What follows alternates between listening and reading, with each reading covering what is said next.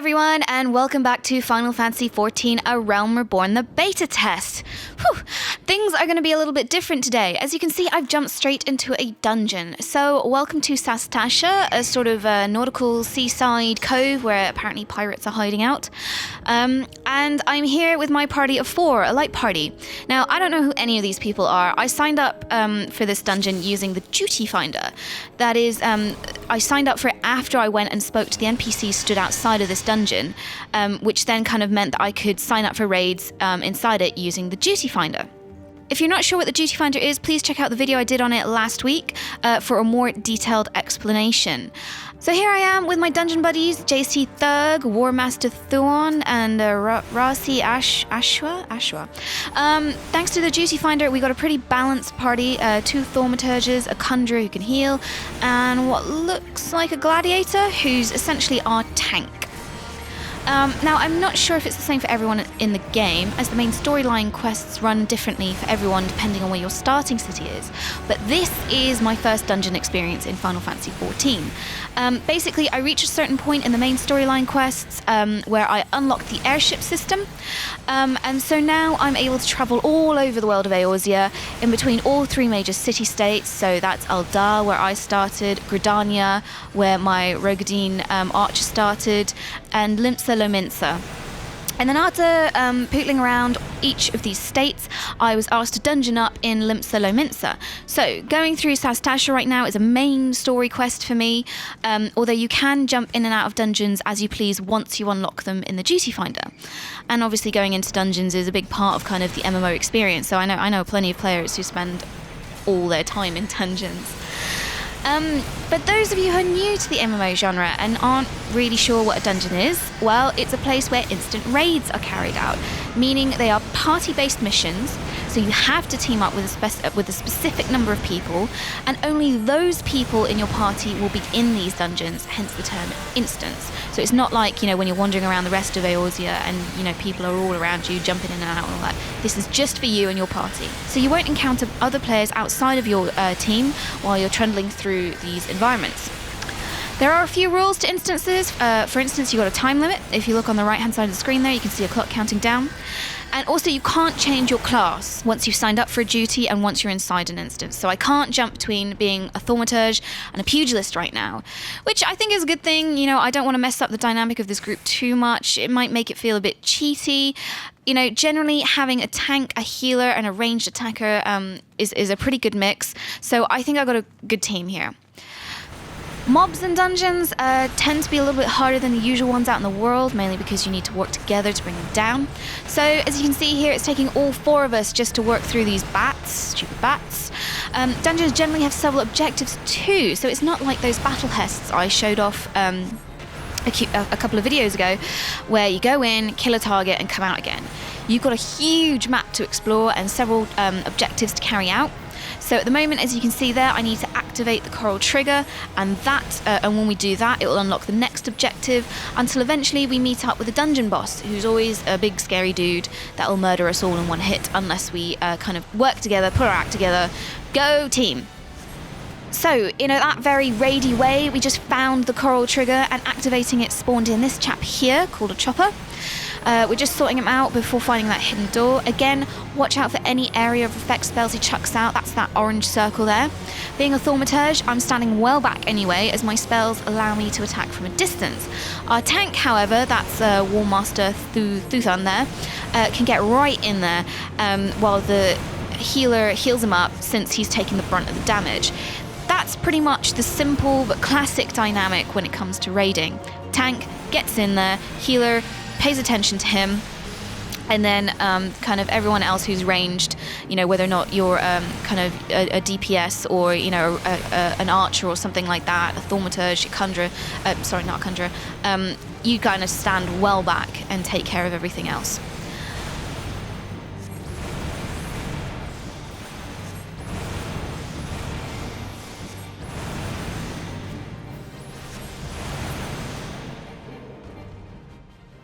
So I've jumped ahead to a later part of this dungeon. We fought through some barracks, rescued some wenches, all in all pretty standard MMO stuff.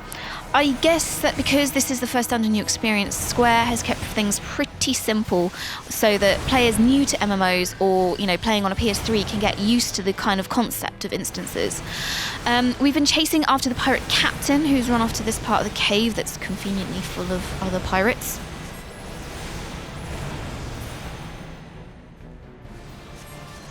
One way with dealing the many groups of kind of 3 mobs is by casting area of effect spells, such as Blizzard 2 here.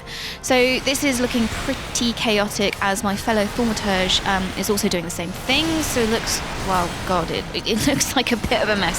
But it's a good mess, it's a good mess. It means what we're doing is we're both combining our Blizzard 2 casting to damage these 3 guys continuously and simultaneously. And there you go, job done. That's kind of how that works. Obviously we could just perhaps single all the, lure out individual mobs and take care of them one by one, but sometimes it's good to just get in there and take them all on at once. Right, boss time. Den the Orcatooth, who looks rather nice. Now, normally when it comes to dungeon bosses, it's generally best to figure out a strategy with your fellow party members. But my party has been pretty quiet so far, so I guess I'll just see what they do and go along with it and try and be a best kind of as a support class as I can be. But first, I just want to check out what this unnatural ripples thing is. Normally, when something is marked out like this in an environment, it means that something needs to be hit or activated or deactivated to help out in a boss fight, but it doesn't look like there's anything to do here. So I'm going to go do my usual thing, hand back out of range. So I've really kind of gotten into the swing of things with Thaumaturge. I'm really getting into the trick of spamming the fire, so I knock up the ultra damage and then hitting transpose to activate my umbral ice buff, meaning I get huge MP regen while hitting blizzard and then going back to fire again. So this guy spawned in some support mobs. Pretty typical boss move. So I'm just going to try and send a few to sleep so the gang can deal with them one by one. Actually, no, this isn't really working. So let's just go in with the Blizzard 2 spell. I'll tell you more about that sleep tactic a little bit later in more detail. Now, can I do anything to this unnatural ripple? Will it stop the mobs coming out? It doesn't look like it, but anyway, I think we're doing pretty good so far. So I'll stop messing around with these.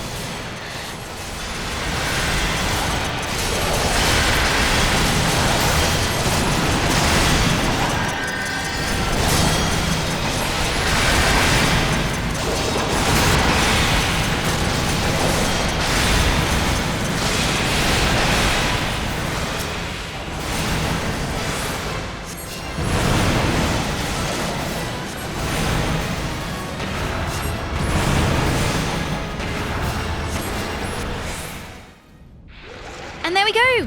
First dungeon boss down. Da-na-na-na-na-na-na-na.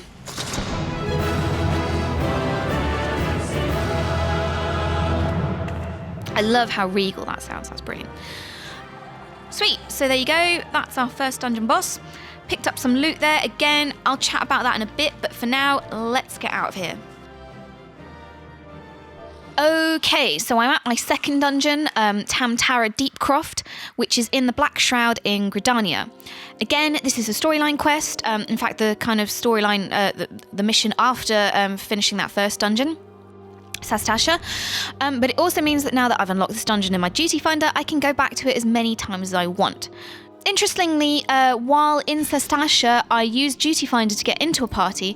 In this case, I just partied up with a few chaps I met outside of Tam-Tara. So you don't have to use the Duty Finder to raid. If you're partied up with some friends, you can get involved that way too. So yeah, you can carry out instances with some chums.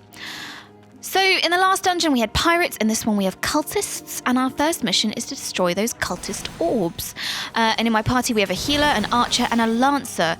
Mermaid Empress there, the conjurer, is the one who invited me into this party, so she's probably going to be our leader and boss us about a bit, which is all good, because sometimes you need someone to sort the group out and kind of get everyone focused. One thing to remember about these dungeons is that you shouldn't just run through them as fast as you can. Quite often there are side rooms and antechambers that have treasure chests in them with some sweet loot.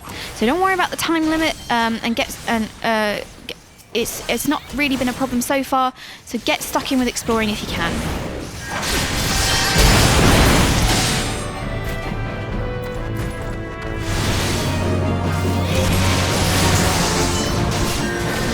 Crap. Now this here is what happens when you balls up your group tactics. I've been getting a bit too close to the Void Soul counter dude, so he's taken a few chunks out of my HP. Our Lancer has just gone down, and our healer is looking a bit overwhelmed by things. I'm trying to put this guy to sleep so he'll stop attacking and give us a bit of time to recover, but unfortunately I can't keep up with the action and type in my chat bar with what I'm doing. The guys aren't really paying attention to the chat window because we're too busy not dying. So the archer is still attacking him and waking up and kind of removing my spell buff, my spell debuff. The archer's just gone down now as well. Okay, this is bad. This is really bad. Down to the last two magic casters. Mermaid looks like she's doing a good job healing me while I attack, but this is, it's not really the ideal situation. And yep, he's attacked her and taking her out, meaning I'm pretty much a goner now. Okay, so what happens if you die in a dungeon? Well, either you teleport back to the entrance, or if your healer is still alive, then they can cast Raise and bring you back where you fell. So I'm back now at the entrance, but as you can see, I've got a few penalties. My MP and TP have been wiped out, and that's what happens when you don't communicate. If you manage to kind of get all the way to the end of the dungeon or to the dungeon boss and you die, you will get sent back to the entrance, but there'll be a shortcut that will zap you back as close to the boss as can, so you don't have to run through the entire dungeon again. When it comes to loot, either from treasure chests found hidden in the dungeons or dropped by bosses or mini-bosses, what happens is when your party opens up the chest, it will pop up with a loot menu option on the right hand of the screen, and if you click on it, it'll open up some information about what the loot is and what you can do with it. So if you quickly scroll over the icon, you'll see that the stats that the loot has. Next, you'll have three options on what you can do. You can pass, meaning you just give it up, or if you want it, you hit need, which means each player will roll for it, which is something that's just worked out in the background of the game. And the person who rolls the highest number will get it. Or if you want it, even though you can't use it, so say you want to sell it for gil or irritate party members or something like that, hit greed. However, need is prioritized higher than greed. So if one or two people need an item, only those who need it, as they will roll, will enter the kind of rolling phase, but those who greed it will be omitted. And also those who can't equip the loot, so in my case I can't equip that spear because I'm not a lancer, you won't be allowed to cheat and hit need. That option will be greyed out. Right, I've jumped ahead to the boss fight. The rest of Tam-Tara is pretty much the same affair, working our way through, taking down the rest of those 4 orbs. Unfortunately, we lost our archer, Aria Tully. She got knocked out and presumably logged out as we can't communicate with her, we can't figure out what she's doing. So what we're trying to do is kick her from the party, as the duty finder may be able to throw in a player to take her place. But for some reason we can't kick her. Mermaid there is the party leader, but she didn't have any option to boot. So we're hoping that this is just a bug in the beta test. We'll report it after we're done here. But for now, we're going to try and take this sucker down with just the 3 of us. As you can see on our chat log, this party is a bit more communicative than the last one, and we've worked out the tactic that we're going to attack the main guy, Galvanth, until he spawns in additional mobs, at which point I'll use my sleep spell to stop as many of them as we can while we take each enemy down one by one. Galvanth is immune to sleep, so hopefully we'll be fast enough not to get too badly abused by him. So I'm mostly sticking to my Fire Blizzard combo with a few casts of Thunder just to lose some damage over time, damage thing.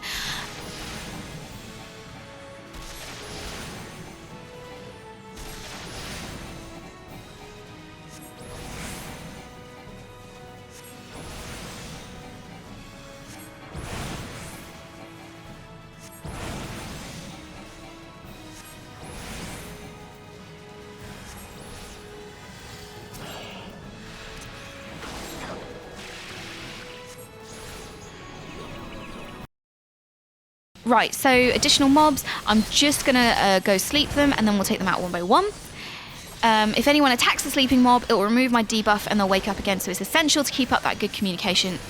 Interestingly, you can set up a macro that means that when I send an enemy to sleep, it'll mark them out so party members know to avoid those mobs. But I'm not very good at macros. I'm not sure how to set it up. I had a quick look, but I didn't really have the time because everyone was pushing forward. If you check out the Final Fantasy forums, 14 forums on the official site, and on Reddit, actually, there's a really good subreddit for Final Fantasy XIV. There are some interesting posts about macros in there, so you'll find a bit more information there.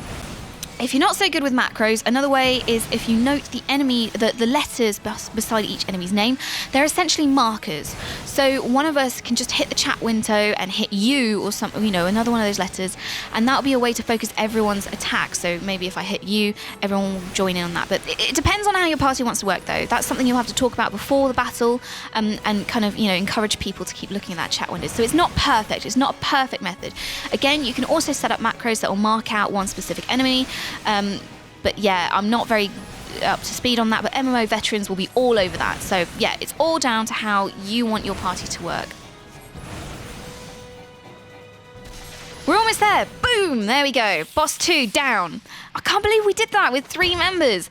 So, and this is, you know, this is what happens when you get a really good team vibe going on. It's a bit better than how we did at the beginning.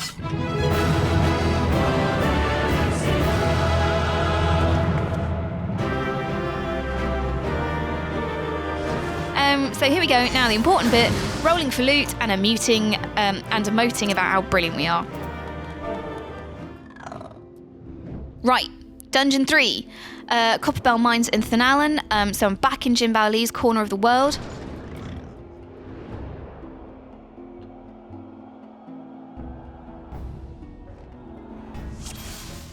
So here I am with a healer who's already doling out the Protect spell, very wise. And we've got another gladiator, I think. That's Kisuke there. I'm not too sure if he's a gladiator or a warrior. I'm not very good at recognizing the tanky classes. I think he's a warrior. There's also another thaumaturge. Right, let's go. I've already been told by a chum that this dungeon's a little bit different. We need to clear out some mine shafts with explosive charges so we can get through to the boss.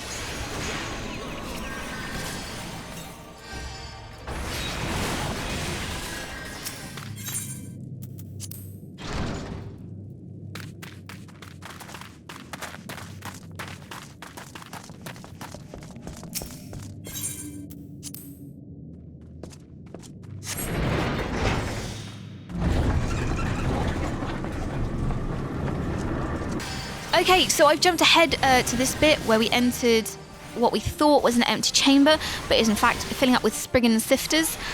So this is a time where an area effect spell is good, because the sleep trick isn't really going to work because it's not fast enough. And there you go. Fire, blizzard spell. Okay, things have gotten a bit weird here. We need to kill these slimes to get some powder to blow up that wall, but we can't just kill it by hitting it. What we have to do is wait for a bomb to show up, the fireballs, then attack them just enough that they activate their detonate ability and blow up, damaging all the slimes.